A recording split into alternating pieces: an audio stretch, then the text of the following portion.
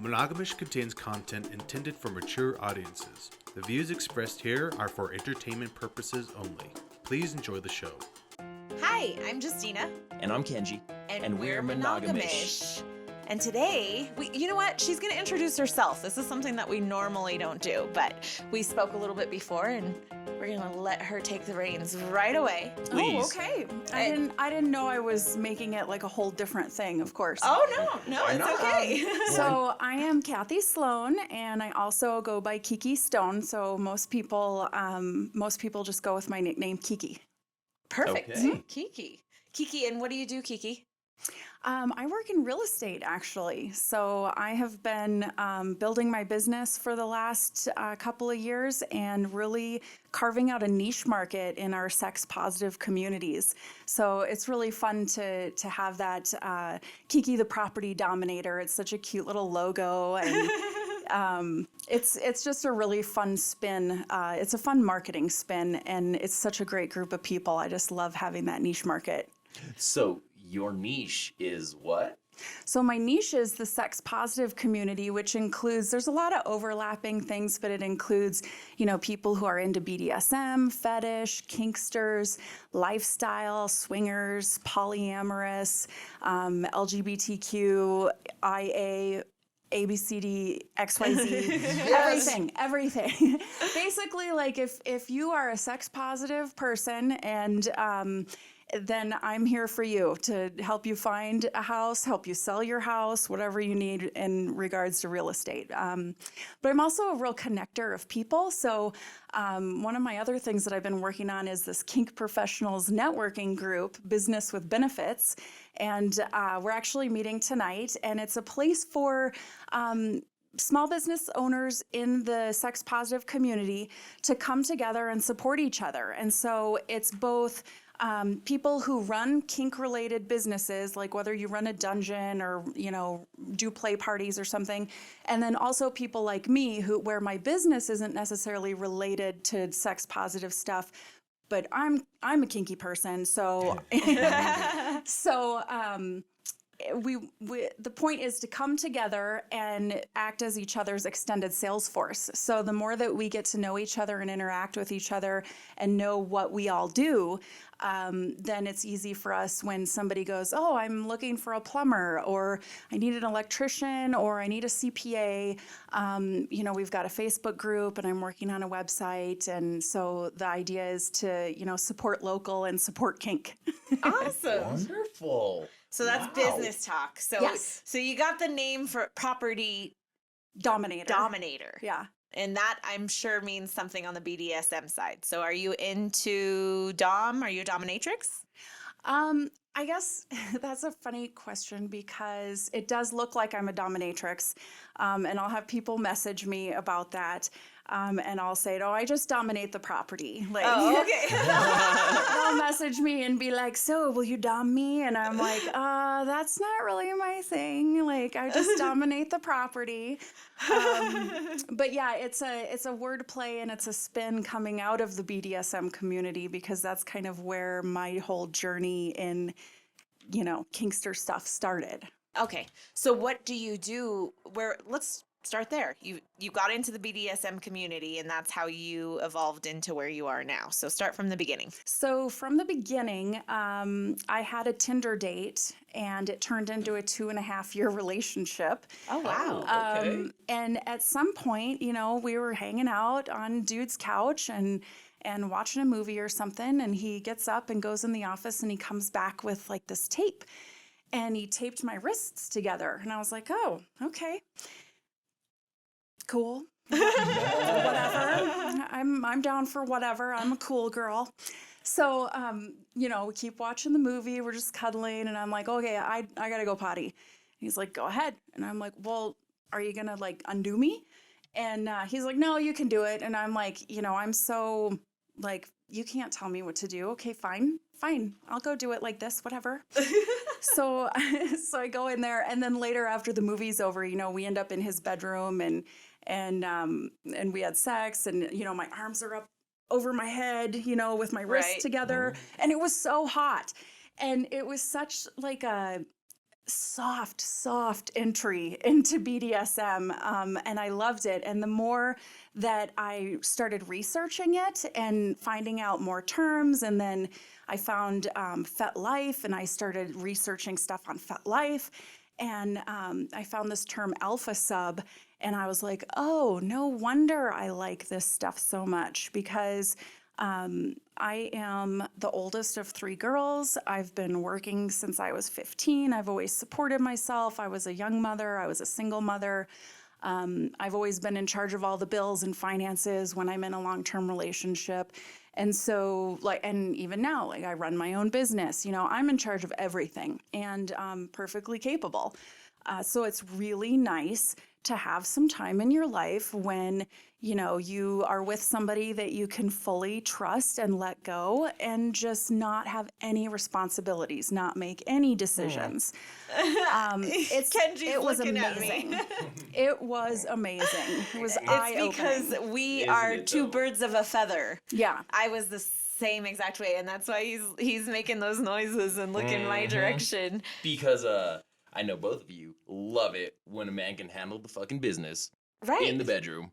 You don't have to tell them what to do. You Right. don't have to guide them. Nothing. It's the one place You you get can it just in, you let... fucking put it down. Yes. My last name ain't forward for nothing. So Kenji. But it's the truth, because we get tired of controlling every single thing in our lives. It's and a so relief. just It's a huge it's just relief. that, oh, I can sit here and when he ties me up, it sounds weird, but I don't feel held down. I feel let go. Liberated. Yes. I'm You're like, I can't do anything right now. Right. My job is just to be here right. and be a play toy. I love Right. being a play toy. I love it. So when you were researching, were you literally just going online, Googling? Yeah. And there's a ton of stuff on FetLife, like people who write stuff. I feel like I learned a lot from FetLife, which, isn't everybody's favorite website because it's so not user-friendly. But, I had no idea that people are super into pantyhose.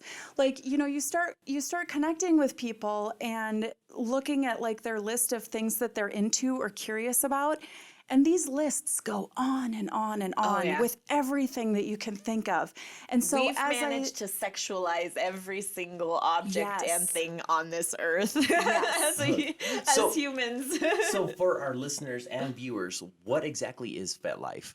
So FetLife Fet is for fetish, and it's a website it's like a Facebook for kinky people. Okay. But like I said, it's not super user-friendly. They don't have a mobile app, but most people are using it anonymously. Everybody has fake names on there, and that actually is where I learned that there was community of people. Because there's meetups on there, and you can Right. find people who are meeting up. And if you're new to it, like going to a munch, which that was something I had to look up. So a munch is like a group of BDSM people meeting up in a vanilla place, like a restaurant or a bar. And you're not dressed, crazy. Like we can sometimes get all dressed up crazy when we go out. But you're just dressed vanilla, you're blending in, but it's a group of like-minded people, and you're there and you can talk about whatever you'd like to talk about. Sex or BDSM or, monogamy or non-monogamy, whatever. It's like a safe space to just go and meet people and see that, oh, these aren't total weirdos. These are, these are just other people like me. I forgot to ask, how do we feel about the F word on this podcast? Do I need to be careful with my language? You're good. There's no. Yeah. This Don't is worry an about it, 18 Kiki. and up listening. My wife drops the F-bomb like a sailor. He's laughing like that because he knows he's lying through his teeth. He's the one that drops it like a sailor. But no, Look at here this there's Perfect. no worries. We're not filtering anything here. So Okay. So that's where I found out. I was in Minneapolis, St. Paul at the time, and I found out that people got together and hung out together and, had parties together and had house parties, and it was amazing. Like I had no idea. I love it. I'm about to the point where not many people that I'm around either don't know that I'm involved in the community or they're not a part of it. Right. You know. And it used to be very taboo, but this is what I love. And this is why this season we started filming, and we're really trying to make sure that everybody that we can bring on can use their name and their own likeness, because it's hard. We know, you have a partner and he has friends, family, he has people that he doesn't necessarily want to know, and so it's hard to have to filter out who you are, that side of your life. And we shouldn't have to. We shouldn't have to, especially when it's very consensual. Right. So tell us a little bit about your partner. So I had just decided that I was not dating vanilla people anymore. When I met him, I was like, this is a total waste of time. It is a total waste of time. But don't you feel that there's a lot of vanilla people out there, though, that they don't know they're kinky? Yes. They know they're kinky. So they just don't want to be open with themselves. I mean, we joke all the time. My partner is a dirty, filthy pervert and has been forever. But he never knew anything about the community, and and it's a perfect fit for him. He just didn't know about it. He thought he was dirty, huh? He's not. So now, when you're talking about the community, so we're all a sex positive community, and I feel like that falls under every umbrella. I feel like that's the umbrella, sex positive. Yes. Yeah. But then there's little umbrellas that are underneath there. So many. So there's the BDSM community. There's the swinger community. Now, do you fall somewhere in between there with your partner? Yeah, I think so. And I think that you will find people, and we started referring to it as being more swingery, or and when it comes to playing with other people, I've started referring to it as like whether you're more poly versus more swingery. Right. So, you've got the polyamory, and I think there's a lot of people in lifestyle and a lot of swingers that probably are more polyamorous, but they just, it's a thing of semantics and definitions. Right. Yeah. But it's filling a need. Essentially, whether you're getting into the community because you have a sex need that you'd like to fulfill or an emotional need. That's really the difference. Either way, it's still, you're looking for something from somebody else or looking to enhance what you already have in some cases. Yeah, I think enhancing is the way to go. I've heard it never works very well if you're trying to fix something. If you're trying to fix a relationship, we say it all the going time. lifestyle is never the way to do. Not the way to go. Yes. If you're trying to fix your relationship with lifestyle, it's going to be the quickest way to end your relationship. Right. Unfortunately. I actually think that the level of communication that you need to have in a partnership or in a relationship to participate in lifestyle or polyamory, less so in BDSM, because BDSM has very clear negotiated boundaries before anything ever happens. And so all of that, they really encourage people to talk through all of that up front before you ever start playing. But in polyamory and in lifestyle, when you're playing with other people, the level of communication you have to have with your partner to work through that and to make that okay everywhere is the level of communication that I think every relationship should have. Right. Because that, like, working on our communication skills around, like, playing with other people has done nothing but help us when it comes to if you have to talk about money.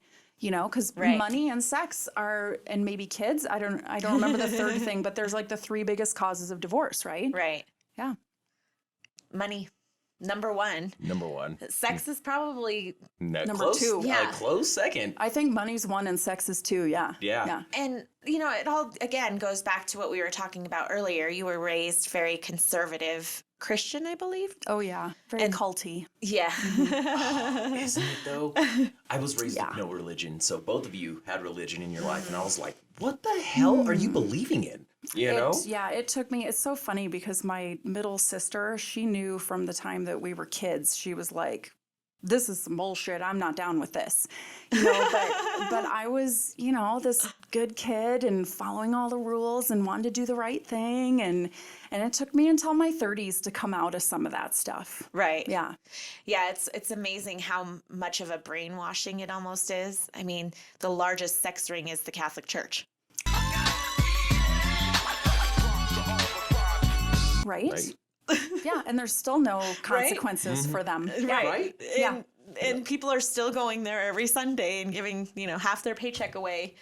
to God. support child predators, and I just don't get it. It's hard, and it's something that we broach the subject of religion because it comes up with sex all the time. But I think you can be spiritual, and you can honestly, I could care less about who you believe in and who you don't if you're not a good person. And so That's I what think it boils down to. Yeah, that's really what it boils down to. And it's amazing. I got to bring this up because it just happened. Did you guys see that the Pope just basically gave his blessing to gay marriage, gay partnerships, same-sex marriages yesterday? No, I didn't hear about that. And so that's huge for the Catholic Church. Huge step. Yes. Oh my gosh.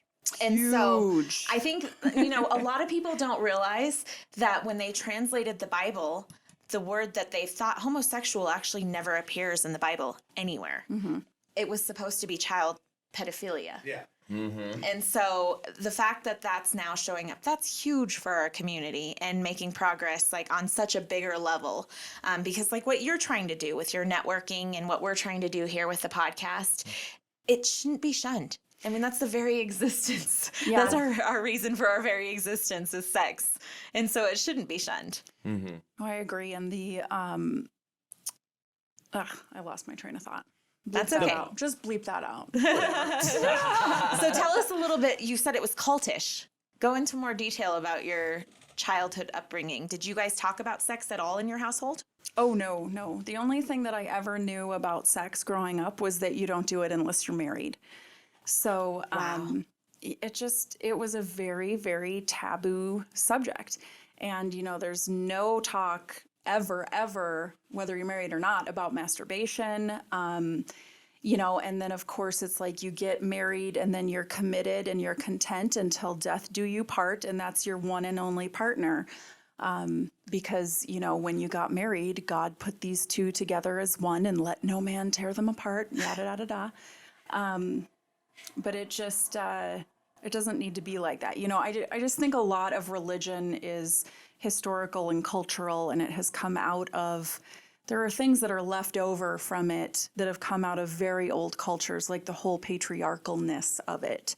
Right. Because it came out of a culture that was very patriarchal. I mean, women did not have any rights. Right. So. So did you try that route? Did you ever get married? Oh, yes. I've been married twice. Okay. So you thought for a long time that was the right way. Well, the first time I got married was because I was pregnant. So. Okay. And of course that didn't work out well. Right. That was bad. That was one of those things where like in biology, the woman is like when she's ovulating and she's looking for like the hottest, strongest male to procreate with. I feel like that's how my first marriage was. Like that was happening and then I got pregnant and then I was like, oh, I guess I need to be married now. So we got married. And how long did that last? Not very, no. That was awful. It was awful. Less than a year, I think. And then it took almost a year to get divorced. But anyway. So did you go through those marriages and did you talk about sex during those marriages? With my partner? No, I mean, we did it, but it wasn't like a conversation piece. And this is what's huge is we talk about everything with our partners. But we tend to talk, I think more, as females, we tend to talk about sex more with our friends. Girlfriends, yeah. Yes, than we do with our partners. And a lot of times men don't even know what we want if we're not expressing it. Well, and so my second marriage, I was with him for 15 years. And I thought he was a good guy. I thought he'd be a good dad for my daughter. And when it finally ended, I thought he would never leave me. And he like one day he was like, I'm done. I can't do this anymore. And I was like, oh, this is actually happening. He is leaving me. And it was kind of a shock. But after I kind of got over the shock and the grief was more about the loss of our future and our future plans that we were building together. Right. Than it was even a grief over the loss of the relationship, which I thought was interesting. And then And then I started dating again and started to realize, like, wow, I must have been really miserable. And I didn't even know it because I was so focused on, these vows and being content and committed until death do us part.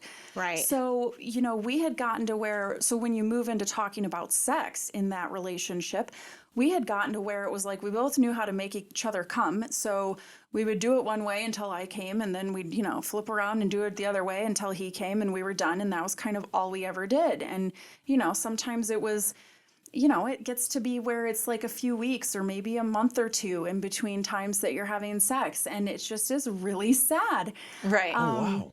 And I remember, like, I wear dresses all the time now. I didn't used to wear dresses all the time, but I'd put one on to go to this party. And it was at his cousin's house where they were doing like a pay-per-view boxing fight or whatever. And they'd ordered in Chipotle taco bar. So the house is like a 3,000 or 4,000 square feet house. There's an entire fully finished basement with a bathroom down there. Nobody's down there. Everybody's upstairs. And I tell my husband at the time, I'm like, we should go downstairs. Like, I've always wanted to have sex, like, in the bathroom at a house party.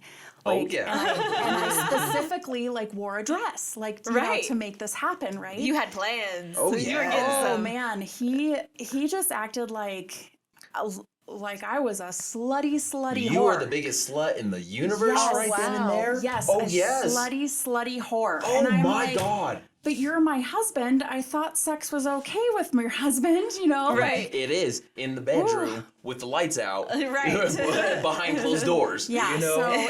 so I didn't, at the time, I didn't even know, like, how vanilla it was. In my mind, it was like, this is marriage. This is what marriage is like. Oh. Wow. And Oh, then I'm you so sad. then you found Tinder. I know, right? Then I found Tinder. Well, because it was so sad. I was like, oh my God, if this guy that I thought was never going to leave me just left me, then who else is going to want me? Like, nobody's going to want me. And so I start signing up online and going on dates. And I was like, oh, no, people want me. Oh, Yes, yeah. Yes. Oh, yeah. I am wanted. This is going to be, I'm going to be fine. Mm-hmm. My record was 3 dates in one day. Oh, hell yeah. Okay. Breakfast, lunch, and dinner. 3 meals. No, I love first dates. I love meeting people, and it's funny because, like, I often won't see somebody more than once or twice, and this is in my serial monogamy life, right? I won't see somebody more than once or twice, and then if I see them 3 or 4 times, usually it's like a long-term relationship, which, like, I don't know. I guess I know what I like or what works. I don't know. There you go. You're still working that out, So now circling back to your current partner. Yeah, so I had just sworn off dating vanilla people because I'd gotten a little heartbroken. Like, I'd been seeing this guy and we were having a great time. We had great chemistry. We hung out, we laughed, it was great.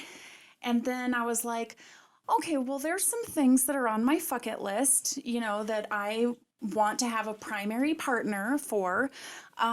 And just as an example, I will say, like, as a single woman dating and having a fantasy of, like, having 2 men at once, like, without one of those men being a primary partner, like somebody who I really trust and know Right. well, I just felt like it could turn rapey really fast. Right.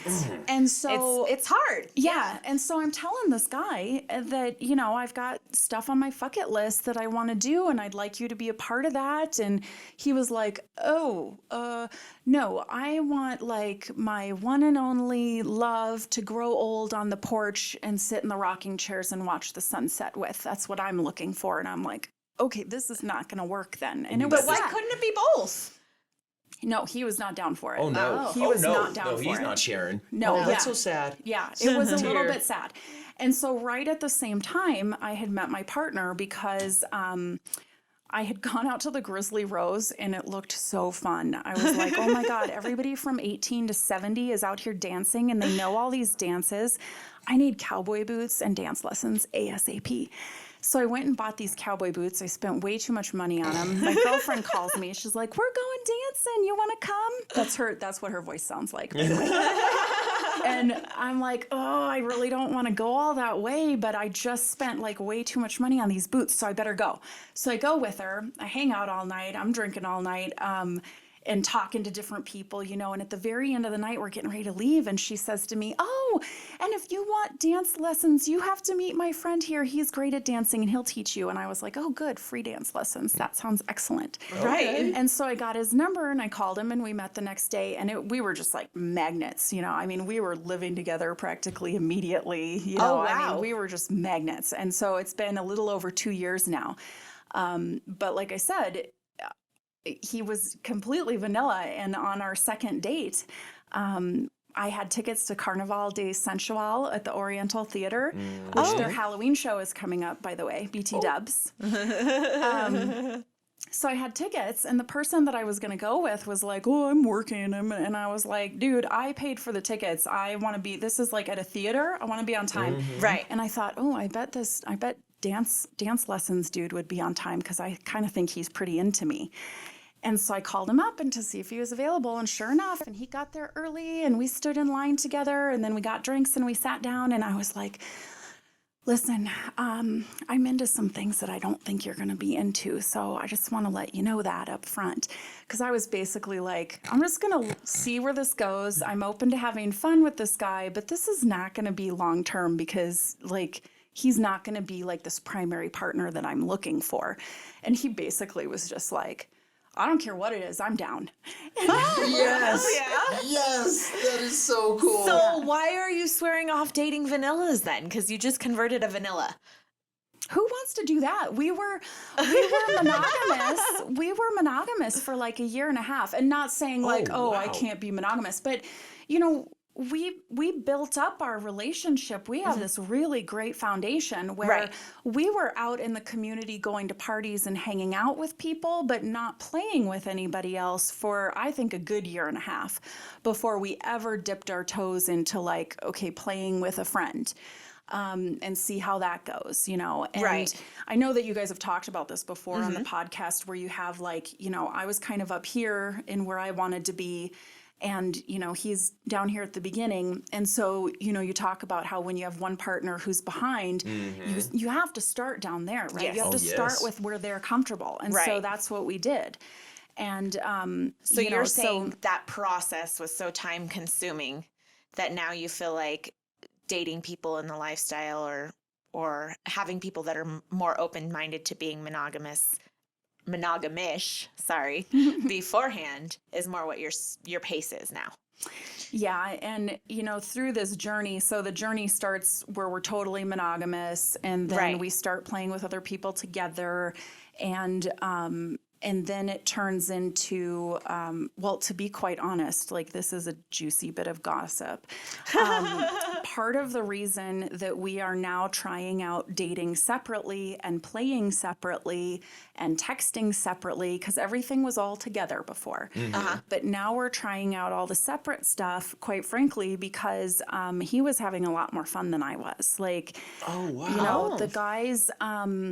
you know, when there's a bit of a distraction, you know, and there's too many people in the room or there's people going in and out or whatever's going on, like there was a problem with, you know, guys being able to get it up and keep it up. And I'm like, okay, well, I'm not having any fun, you know? And that's also like me having fun is also why I'm more poly than swingery, because like my partner and I have great sex. Like I'm not looking for...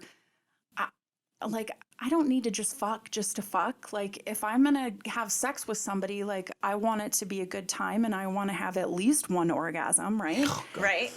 And I know that I'm not going to have an orgasm if I'm not, like, comfortable. Right. So, which I think is true for a lot of women and probably men too. And so, you know, that's where we started talking about being more poly and dating separately and saying, I want to have a connection with people. Like ideally, I want to be friends with people that, you know, we also play with or that I play with. So, so that's kind of where we're at now. Okay. And how long has it taken to be comfortable with that for both of you? I would say that we're still kind of in that exploring phase of dating separately because he travels a lot for work. Okay. And so like one of the things right now is he doesn't really want me out playing with anybody or going on dates and stuff when he's out of town and he can't be here. You know, he's a big protector. Okay. Okay. And I think, as we move forward, or maybe if I have play partners who are more regular people who he knows, regular play partners who he knows, and is comfortable with, then I think we'll end up getting to a place where, like, when he's out of town, like, or maybe we have one night a week that's, both of us go do something else. Yeah. Oh. So do you ever see marriage in your future again? He wants to get married. He's never been married before. And so I told him that I would discuss it in 3 to 5 years. And I was happy to be engaged in the meantime. And this man gives me jewelry. Like, I have so much There you go. jewelry Oh, from this nice. man. This was my second anniversary. My silver choker. Oh, I love it. My silver collar. It's a second anniversary present. He had it custom made by the jeweler for me. Oh, really? Nice. So choker is the second anniversary. So do you guys explore the BDSM stuff together then?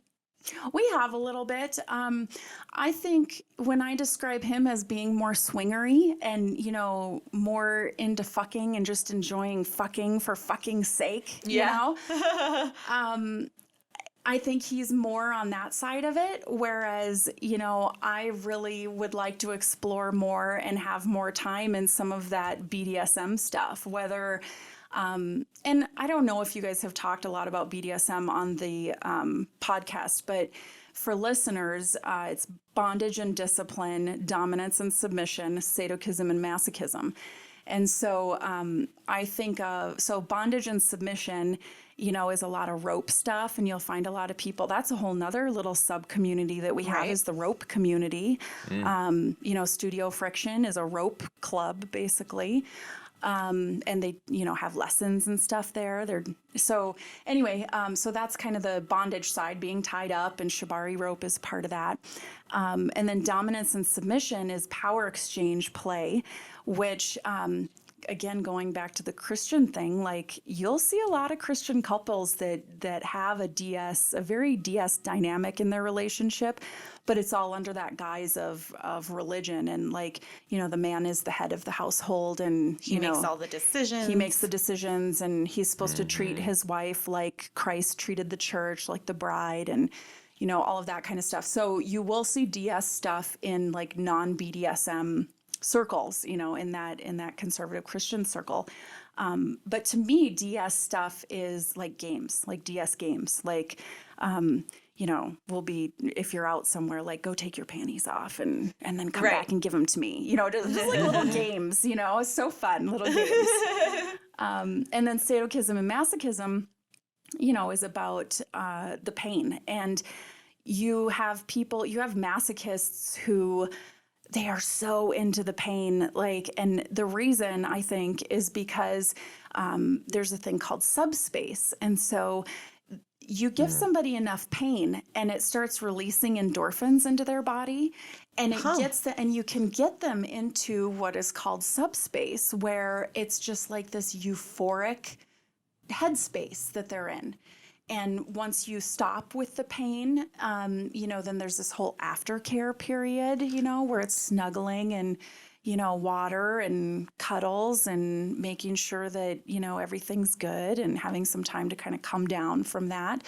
And I think that dominants or sadists also have the same thing, where they kind of get into a space where they're a little bit high on what they're doing and they need some time to come down too. But again, there's, like everything, there's so many ranges. Like, you have the people who are so into just a ton of pain, and then there's people that are like, yeah, spank me while we're doing it. That's fun. Not too hard, right? Don't leave any marks. So where do you practice now, or is that what you look for other partners for? That is something that I've been kind of on the lookout for, is just finding somebody who enjoys more of that dominant or sadist role, who wants to, tie me up and flog me for an hour or two, or something like that. So do you like getting up on the cross and everything like that? I have been. You have? Yeah, I have been on the cross. Oh, Nice. Interesting.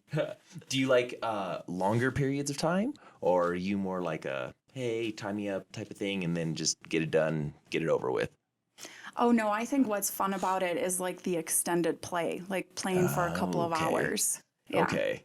Oh, So, interesting. and so a lot of people, I know we were talking about this earlier, but I think it's worth saying, like a lot of people who are into BDSM, sex is not a part of it. Yes. And for some people it is. For me, it is because when I got into the whole BDSM stuff, sex was a part of it because I was doing it with my boyfriend. And so for me, what I had found out was that like if I played with somebody in a BDSM kind of way, and then that was it, that didn't really work for me. Like, it yeah. wasn't the release that you were looking for, huh? yeah, I want that to end in, sex and orgasms and yeah. Oh, yeah. Yeah.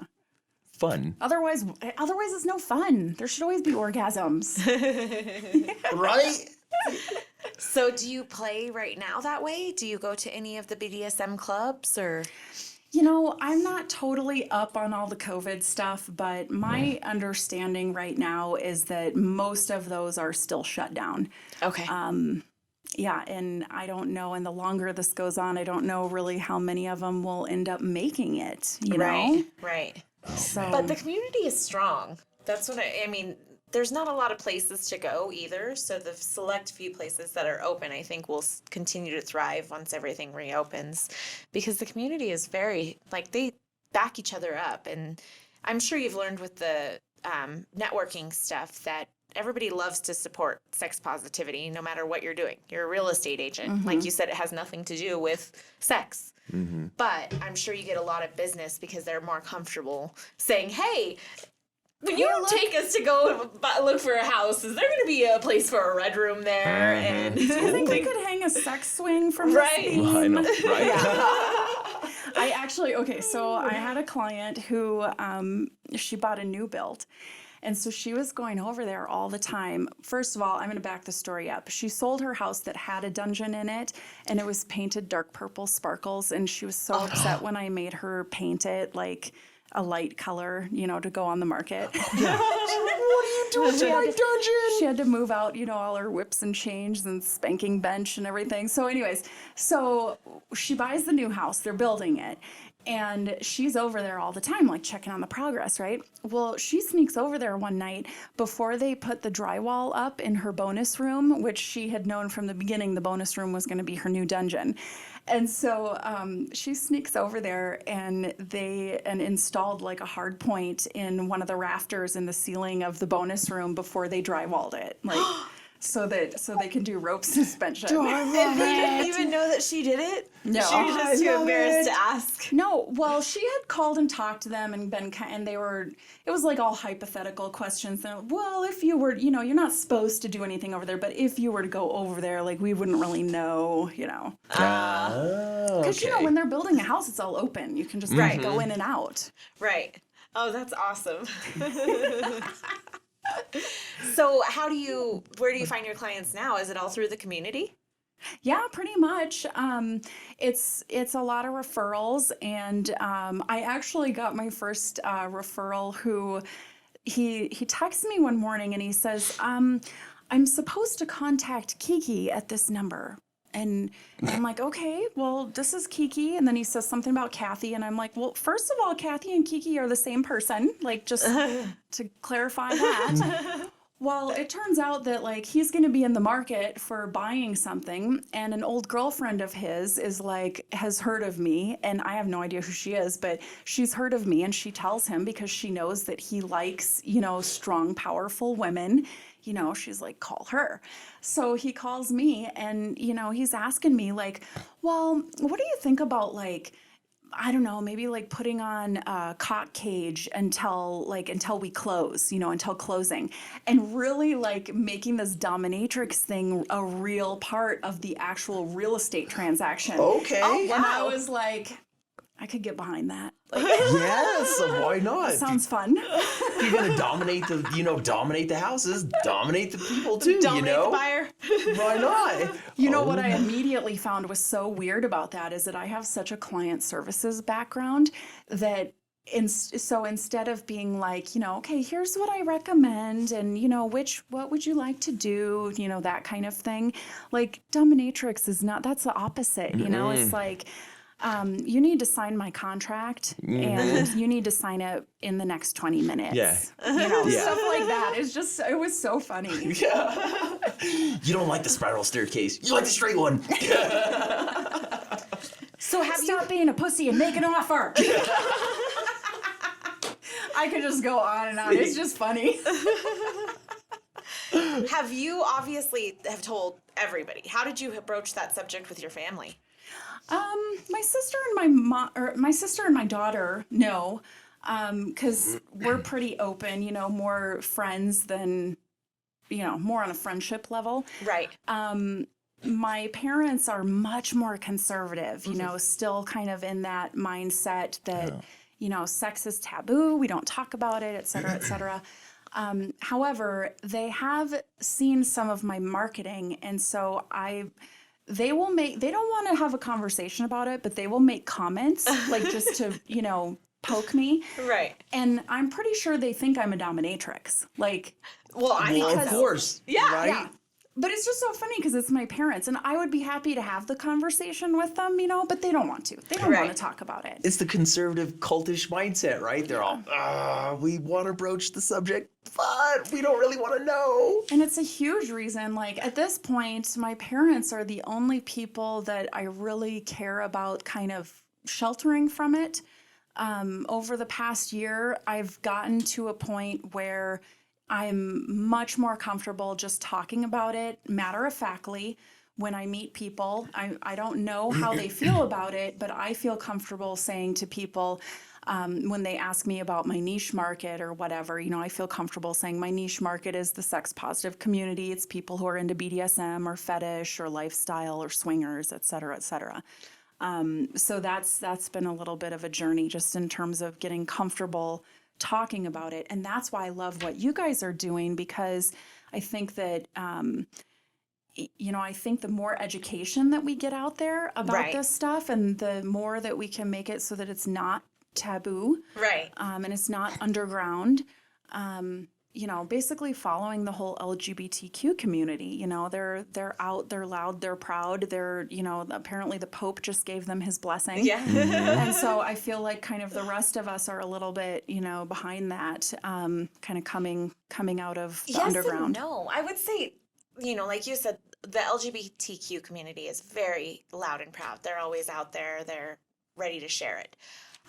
The swinger community is not as loud and proud. They kind of almost like having this taboo secrecy behind what we do. Like, oh my God, shh, don't tell anybody. We all have fun. I gotta tell you, we were in Mexico and we were with another girl, and we were out on a date, and we were dancing and drinking. We're on vacation. So we're both all over him, and it is so much fun to see people's look on, oh wait, she was just on him, and now she's over there on the dance floor, and the other girl's on him. Oh my God! And wait, hold on a minute. Now they're all now she's on her. It's fucking attention, and and all these guys are just coming by and oh my God, high-fiving man, you. what are you doing? And I'm just I'm just dancing. This is just a Tuesday night. We're on vacation. Oh gosh. Yeah, everybody was like, hey. Oh man, so it's so fun. It is fun. That part of it is where people are like, oh my God, and more shocked, we're just doing our normal Boy, I tell you what, it's because of that I'm about to the point where I have no interest in going on any vacation that's not lifestyle. Everything I look at now, I'm like, are there going to be kids around? I know. Right?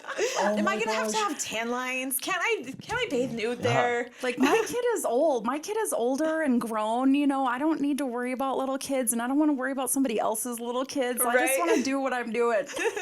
And I think, over time, it eventually evolves to that, because we don't talk to anybody barely in lifestyle, or not in the lifestyle, I should say. Yeah. And... Well, and don't get me wrong, we still do have vanilla friends, and we love our vanilla friends. See, but my vanilla friends now know that I'm involved in this community. Right. That's the same with ours. Is our vanilla friends, know our other side, and they're okay with that. So we don't have to hide really who we are. I think more for us is that we don't really, if you're going to have an issue with what we're doing and who we're fucking, see you later. Like, Right. and so there was some vanilla friends and even family members that have had issues with it. And it's like, you know, if you all were so worried about what you guys were doing instead of what we were doing, the world would be a much better place. Or your relationship. Life pro tip. Well, and it's like, you know, my daughter is super monogamous. Like, she's all about monogamy. And I told her, I'm like, you know, that's fine for you, you know, and that's 100%. fine for whoever wants to be monogamous. But you can't make that decision for everybody else. Like, it's not your life and it's not your choice. And as long as everybody knows what's going on, because I'm all about transparent communication, right? Right. And as long as everybody knows what's going on and they're all okay with it, they're all consenting adults. It's none of your business. Right. It is none of Thank your you. business. Right. Where my issue, I think, fell in because, you know, growing up, I had issues with a poly lifestyle. And I think it's when it inconveniences the children. In more cases than not now, it's not an inconvenience it's a benefit for the children. Yeah, because to have extra adults around helping extra with help. the caretaking. Yeah. Exactly. But when it was taboo and we didn't have that and you had to hide it, it was a lot harder on the children because then now we have to hide who we are and we have to hide, you know, what's going on in our own household, and it sucks like to think, oh, I just wish we could be normal, because what was normal back, you know, what we considered normal as children when we're being shoved conservative religion, all this down of our throats, is that monogamy. That's the only way to go. You have to get married. You have to have your babies. You live your life on, you know, One partner. One partner for the rest, The rest of your of your life. life. Till death do you Till part. death do you part. Right. No matter if it's 1 year or 100. But what's crazy is the swinger lifestyle has been going on forever. Forever. Yeah. It's not a new thing. It's just that now it's becoming more socially acceptable. No, and in fact, there was, back in my research phases, I came across this book called Sex at Dawn, and it was totally different than what I thought. I thought it was going to be like a sexy book.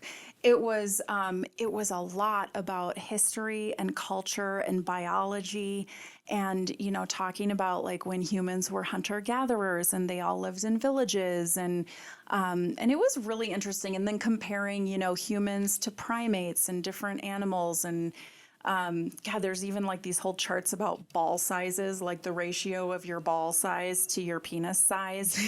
and that has something to do with like how monogamous that they are or not. Like there's just, it was so much like sort of scientific, biological information.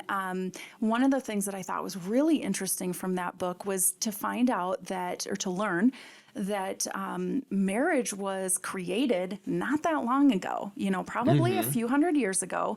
Marriage was created, and the reason it was created was for wealth and power and land. It was, you know, people who were putting their children together into partnerships to expand their land holdings, Right. or, you know, expand their family power and wealth, you know, in serfdoms and things like that. So I had never thought of that before. And all of a sudden I was like, oh, we made up marriage. Oh, yeah. Yeah. Right. Interesting. Yeah, and so now at this point, to know that you have other options, you said it's liberating for you. You just really opened up to this in your 30s?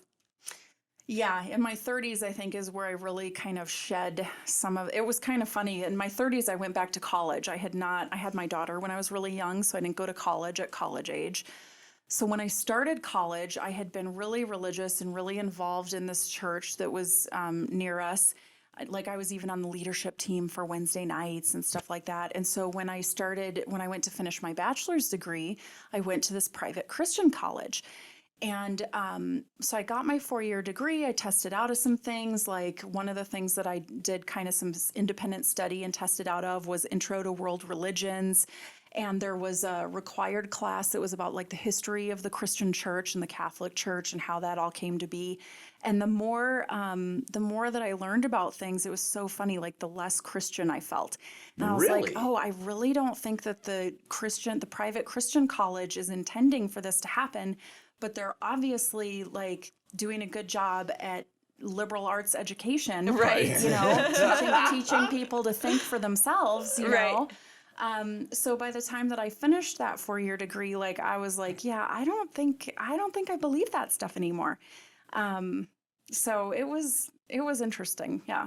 It's amazing that you've gotten this far. I mean, and it's amazing because a lot of times that we talk to people in the swinger community, in the BDSM community, the stories that come out from your background, like you're essentially changing everything about yourself when you leave a religion because it's so ingrained in everything that you do. It's all about your beliefs and your worldview, which is one of the core pieces of yourself, Right. right? I mean, it's a core piece of yourself. No, absolutely. And so it's amazing that you've been able to grow from it and learn from it and you've kept your mind open and that you have support. I think it sounds like your parents wouldn't be too surprised. They think you're a dominatrix and it sounds like they would still love you regardless and that they're not going to of make a course they decision will. over that. Yeah, they just don't want to be involved in it. And my mom, I think she called my sister one day and was like, "Oh, did you see such and such?" And my sister just goes, yeah, it's Kathy. She's always been like this." And I thought about that. I thought that was really interesting because I never thought about that. I never felt that way about myself. But like looking back, maybe I was like more into sex than other people. Like I remember being boy crazy, but I thought that was just normal. And like, you know, I said when I'm single, I'm dating like, you know, I'm going on 2 and 3 dates a night or a day. Like I love it. I think it's so fun. And so to have that freedom to explore sexually with different partners and do different things is just really fun. And our sexuality is a part of being human. Right. It's great that you've been able to go into both communities. And we were having a discussion prior to the podcast about the differences between swingery, as you like to call it, and BDSM communities, BDSME. Yeah, BDSM. BDSME. communities. What would you say strikes you as the biggest difference? I think that the seriousness and rightfully so, you know, BDSM community is very serious. There are things that they do that can be dangerous. For example, when you're tying people up with rope, you have to know what you're doing. And if you like to be tied up with rope, you don't necessarily just want to let anybody do that because there are places where they can cut off circulation and you can have permanent nerve damage. Right. Okay. And then for the most part, that and breath play, like choking, are really the two most dangerous things that people do in BDSM. All of the, you know, caning or spanking or whatever, you know, you might get to a point where there's permanent marks left, but, you know, I think that's kind of in extreme cases. And so, you know, consent is a big part of both communities, but in BDSM, consent is arrived at through a negotiation before any play ever starts. And so, you know, there are a lot of resources to help people out with that in terms of, okay, well, what are the things that you should cover in a negotiation with a potential play partner? And also, like, once you start playing, you can't add things like, oh, well, I said that I didn't want to be penetrated, but now that you've tied me up, I'm a little bit horny and I'm okay with you penetrating me. Like, that's a big no-no. Like, you know, in the BDSM community, you know, you stick to what was negotiated ahead of time. Right. And you have a scene, you know, they call it a scene. And then, you know, you get done with the scene and there's some aftercare and it's very serious. And there's a lot of people who play in the BDSM world where sex is not a part of it. Now, so my partner and I somehow got introduced or involved with the Menage Life group here in town. And they were having parties. And so we were going to parties. And then it was after we started going to the parties that I realized that that was more a chunk of the swinger community. That was like our entree into the swinger community. And it was so much more fun. Like, it was so, like, there's even a whole thing in BDSM. Like, there's clubs where, like, there's no alcohol. You know, Right. because it's safe, sane, and consensual. And so there is a contingent of people in that community who say, you can't consent if you're drinking. If you're inebriated. If you're, if your state is altered in any way by alcohol or drugs, then you're not really okay to be consenting or negotiating anything. I don't really fall under that, you know. I'm more of a like, hey, let's play and let's drink and let's have fun and let's see what happens. And that's kind of more in the swinger world, you know, just a lot of, you know, hanging out together and that sex is a part of hanging out and those friendships. Consent is still a thing, but it's not like it's not so much of a thing, I think, as it is in BDSM. Right. I'm going to regret saying that, I feel like. BDSM, you know, it sounds like a business contract. Yes. You know, like we are doing this and you have to stay to this. You know, there is no negotiations after this. Right. You know, whereas the swinger stuff, it's like, we'll see what's going on. Yeah. You know, like, if everybody's how's this? That feels good. Keep going. Or like, no, thank you. Then, you know, There then you they go. should stop. You know? And that's more my style. You know, I'm more of an informal, wing it, loosey-goosey kind of person anyway. So it just fits my style better. But you definitely find people in the swinger community who are doing BDSM stuff. You know, they have Kink Fridays at the ranch once a month, and they've got the St. Andrew's crosses down there, and people will come in with toy bags, and you will see some of that, you know, at the ranch, but it's definitely not predominant. Yeah, I think both communities overlap. You know, They do. I think it's very interesting how much more strict the BDSM community has been or can be when you're going to those particular clubs that are strictly for that. yeah, For a compared to lot the of ranch, people, a lot of people in the swinger community, you know, it's something that they want to do, and they show up to like the ranch or a place like that, but they almost need that little bit of alcohol to give them, you know, to let them spread their wings a little bit and, you know, get them pushed over the edge of, I know okay. the first couple of times that, you know, for better or worse, I'm just going to blurt this out. The first few times that, you know, that we played with other people, you know, with In your me and my current partner. relationship? Yeah, me and my partner, and then brought in other people. I know, like, there was some times that I was pretty trashed. Like, it was so uncomfortable. Like, but it was something that I wanted to, you know, I wanted to try it. I wanted to try it, but it was so uncomfortable. Yeah, and it's hard. You never know what to expect. Those first, even now, I mean, there's sometimes that we'll go into a room. You're getting naked with two people or more. Or more. And sometimes we'll Never think, did that before. And we've been to the place where we'll be on board. We're going in the room. And then we're in the room for a few minutes and we're like, okay, this is not going You don't where click. we thought You this know? was going. Oh my God, you guys should have a whole episode of like bad experiences. Like, my God, to right? collect. I'm starting to collect. Like, that was horrible and awkward, and I hope that never happens again. How can we make sure that never happens again? Right. My wife and I, one of our experiences was we hung out with the couple all night, went to a different like vanilla club, you know, but danced all night, drank all night, everything. Feeling on each other, the vibe was amazing. And then we get back to the fucking hotel and the vibe is completely off. Like, he is super drunk. So, you know, he doesn't want to like put on a fucking condom like the first time, and it's like, whatever, you know. But the wife too is like, who's all over everybody, all of a sudden becomes like this super quiet and doesn't say anything. They were like, this She was just like got terrified. real. This just got real. Shit just got real.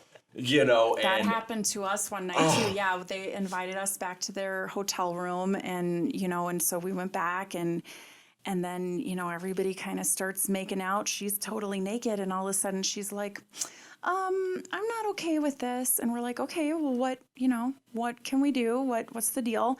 And she's basically just like, well, we were here last weekend and I did some stuff that, like, I don't really want that to happen again. And so, you know, let's just, you know, back off. And so they ended up like basically asking us to leave, and we weren't ready to go because, you know, there was drink, like we were not in shape to drive. Like we had been planning, they had invited us back there and we'd been planning to stay for a while, right? Right.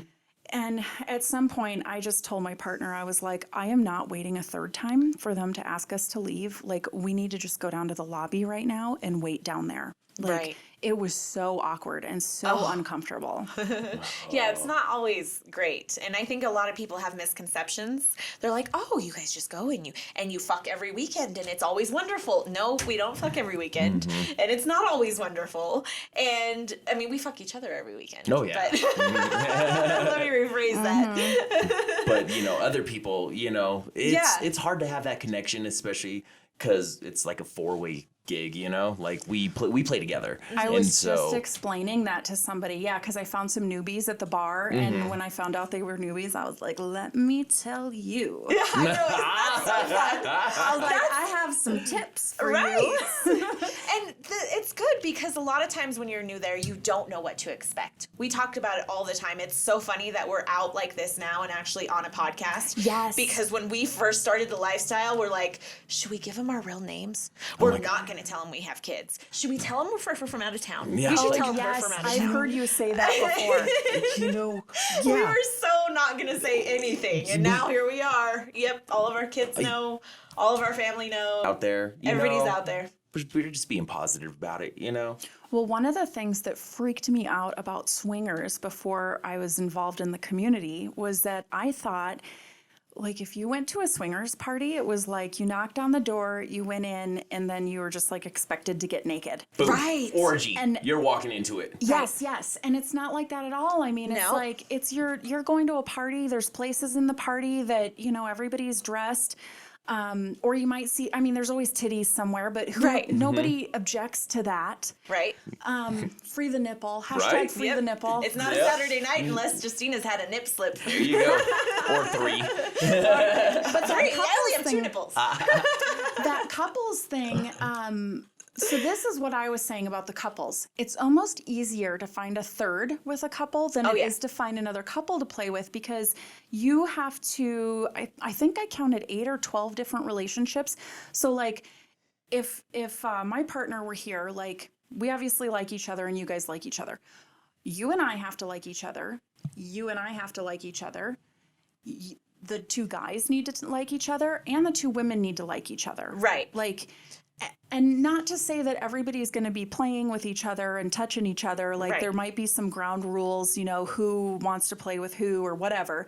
But you at least have to be comfortable enough with the other person to be in a room with them naked Right. and they're touching on your partner, Right. And it's just so many relationships that have to kind of work out just right to get 2 couples together in the same room. Right. It's hard. And especially like you were saying, like if me and him aren't comfortable together, Oh, the whole thing's off. Then, The whole yeah, thing's off. it's done. And it's not about you guys having sex. I mean, and I'm only saying that I know that there's been some discussion about, making bi guys more accessible and more mainstream, and not as much shame around guys who are bi. But no, this isn't what we're talking about. We're talking about 2 hetero males Right. being comfortable with each other and somebody being able to perform in the same room as another guy, because guys still have the same thing, Right. we're still ingrained, one person. Doesn't Right. matter the rest of your life, so. And it's also a comfortability standpoint. Like, there's some guys that I've heard that are like, oh, I would never fuck, I would never fuck the same girl with a different guy at the same time because I can't be that close to that guy. Oh, yeah, kind of the almost Okay. homophobic Yes. kind of thing. Yeah. Yes. Like, And- I don't want to be naked in the same room. He might look at my junk. Right. Right? Yeah, right? Those people are not in the right community if that is their Right. mindset. But it's amazing that it still happens. Everybody has their own comfort level. And, we always try to respect that. But to get 4 people in a room all on the same comfort level, it's not easy. No. It's not easy. It's Not not at all. something that always happens. And so I think people have a huge misconception about the lifestyle in regards Well, to and that. even like you were saying, you guys don't fuck other people every weekend, even if you go to the club every weekend. And we're the same way. We go almost every weekend. But, I don't, like, I brought a book with me last Sunday, and I sat out in a lawn chair and read a book for a while I had, like, my mimosa or something. Right. Like, If the weather's right, it's so nice, right? right. You just relax. Relax. No, you don't have to worry about people being like, oh my God, you're naked. You know, Nothing. we had a crazy Saturday night one night, and then my partner wanted to go back for Sunday. And I was just like, I wasn't like up to anything yet. And I actually went downstairs and took a nap. I know. I've done that. Did you pull the curtains closed and everything? I did. I went downstairs into one of the cabanas and I pulled the curtains closed and I just took a nap for an hour or two. Oh, hilarious. But that says something about the ranch that you feel that comfortable there to be able to do something like that. Because it's a our sex club. It's our club. It's a private membership club, and we keep saying it's a community. It's a community. We watch out for everybody each other. watches out for each other. Yeah. I love it. I love it. I love it too. Well, we can't thank you enough for coming and sharing all of your experience and, talking to us a little bit about the BDSM and swingery community. Oh, BDSM-y. and swingery community. I know it was a pleasure meeting you, Catherine, Kiki. Kiki. All of Love it. that. All of that. Thank you. No, I'm so excited to meet you guys too. And again, I love what you're doing. I think getting this out there into more public space and taking the shame away from it and the taboo-ness, I think is the right thing for all of us to be doing. Thank you. Right, thank you. Thank you. We're all here for a reason, right? I know. Yeah. And we got to tell you, if you guys want to support us, please head over to our website. You can donate there. Also, subscribe. We're on YouTube now. We're just trying to grow our YouTube channel, so it's still very, very new. I know. So if you guys could, if you guys could like and subscribe on our YouTube channel, that way you won't miss any of our episodes. But thank you again so much, Kiki. Oh, you're welcome. Thank you so much for having me. Thank you.